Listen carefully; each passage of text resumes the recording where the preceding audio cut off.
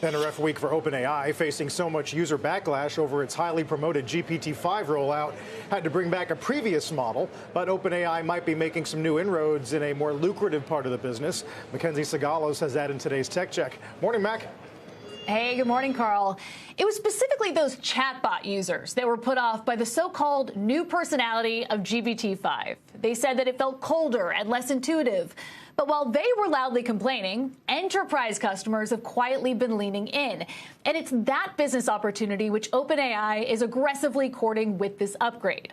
Now, these are deep-pocketed and sticky buyers that sign up to multi-year spending deals. And I've been talking to startups out here in Silicon Valley, many of them long-time Anthropic customers. And they're now making GPT-5 the default in certain products and workflows, especially for tasks like code generation, debugging, and design. As one CTO put it, it's just more creative than Anthropic's models. Founders are also telling me that GPT-5 is finally doing what older models couldn't. Best-in-class coding that gives reliable and consistent results, and that matters a lot when you're building apps. It's also showing up in OpenAI's internal adoption numbers.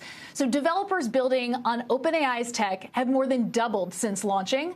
Coding and agent building work has spiked, and people using GPT-5 for more sophisticated reasoning use cases are up eightfold. And that is big news because this is where Anthropic has been a market leader. 80% of its business comes from these enterprise customers. So a shift in sentiment here is key. OpenAI already works with the likes of JP Morgan, T-Mobile, and SoftBank on consumer chatbot solutions. But this is a new kind of win. GPT was not known for strong coding performance before, and at this point, it's beginning to gain traction, and that's a major unlock for the kind of customer that Anthropic has long dominated. And it also comes as both of these companies are chasing record valuations and looking to prove that they can win big-ticket customers. Guys? I guess the question is there enough to go around just because demand is so strong from the entire enterprise right now, or is it just going to be a battle for market share?